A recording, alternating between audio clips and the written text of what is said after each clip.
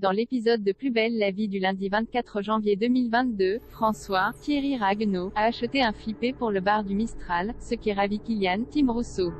Roland, Michel Corde, est très heureux de voir que ses fils s'entendent aussi bien et que sa stratégie pour les rapprocher a fonctionné. Pour permettre à Thomas, Laurent Kérusoré, et Gabriel, Joachim Latzko, de s'installer définitivement avec Kylian et Lola, François propose d'emménager au-dessus du bar.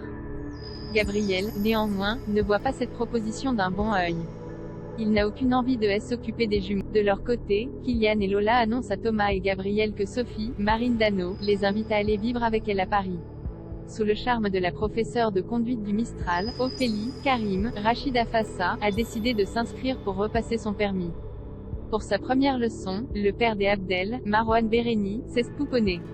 En arrivant au centre de conduite, Karim, cette dernière a claqué la portière de sa voiture avec les clés sur le contact et ne peut plus l'ouvrir.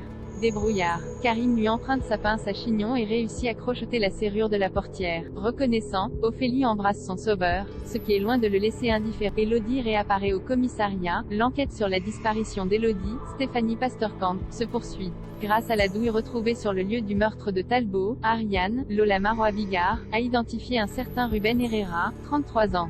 Selon toute vraisemblance, Talbot blanchissait de l'argent pour Herrera et Élodie était mêlée à ce trafic. Sur le conseil de Luna, Anne Dessy, Bastien, Nicolas Berger-Vachon, organise une cérémonie en hommage à Élodie sur le bateau familial. En apprenant la nouvelle, la journaliste Jenny Granger demande à Bastien de répondre à quelques questions. L'interview est diffusée à la télévision et Élodie, toujours tenue en otage, réussit à la visionner. Prétextant être fatiguée, elle s'éclipse dans sa chambre et utilise une petite cuillère pour crocheter la baie vitrée et s'enfuir.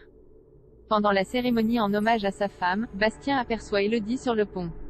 Sous le choc, il demande à Luna de prendre soin des enfants et rejoint la présumée morte. Élodie demande alors à Bastien de ne rien dire à leurs enfants. En effet, elle doit disparaître et ils ne la reverront plus jamais. Loading widget.